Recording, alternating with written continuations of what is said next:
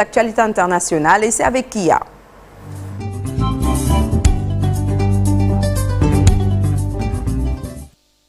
Alors Kia, nous démarrons par les États-Unis qui ont mené des frappes au Nigeria contre le groupe État islamique. C'est exactement ça, Sokhna Dieynaba. Les États-Unis ont mené des frappes aériennes contre des combattants du groupe islamiste dans le nord-ouest du Nigeria, a déclaré jeudi 25 novembre le président américain Donald Trump lui-même sur son réseau social Truth Social, le reprochant d'avoir assassiné des chrétiens dans la région et a promis de nouvelles attaques si l'organisation continue toutefois de tuer des chrétiens dans le pays. La diplomatie nigérienne, quant à elle, a confirmé des frappes américaines de précision contre des cibles terroristes dans le cadre d'une coopération sécuritaire avec les États-Unis. Parlons maintenant de la présidentielle en Guinée où le chef de la mission d'observation électorale de la CEDEAO en Guinée, Abdoulaye Diané, est arrivé à Conakry le 23 décembre 2025 pour suivre l'élection présidentielle prévue le 28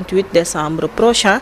Dès le 24 décembre, il a entamé une série de consultations avec les principaux acteurs du processus électoral, notamment les responsables des missions d'observation de l'Union africaine, de l'OIF et de l'Union du fleuve Mano, ainsi que des autorités guinéennes. Il a également rendu des visites de courtoisie au premier président de la Cour suprême et le premier ministre guinéen Amadou Ouriba afin de s'enquérir des préparatifs et du climat social. Parlons maintenant du jour de Noël, le 25 décembre. Hier, pour la première bénédiction Urbi Orbi, le pape Léon XIV dénonce les conflits dans le monde.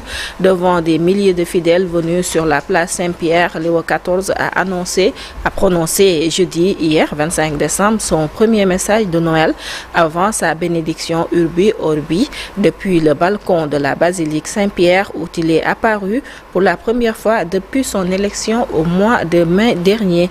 Le pontife américain a exhorté à faire taire les armes sur de nombreux continents.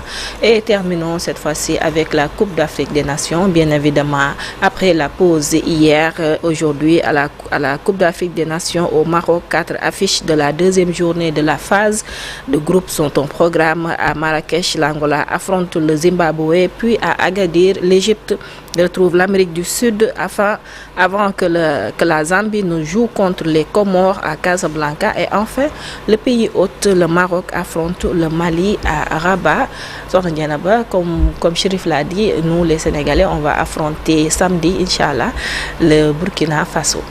Merci beaucoup Kia pour l'actualité. C'est la République démocratique du Congo, Inch'Allah.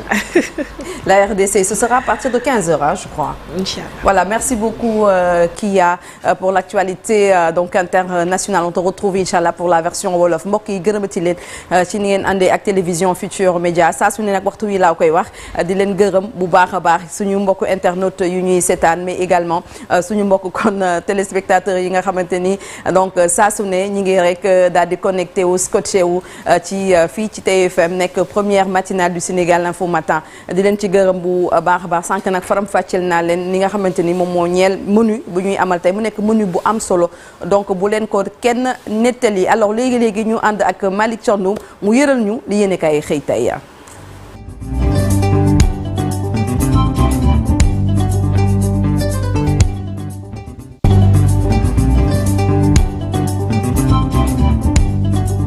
Alors Malick ñu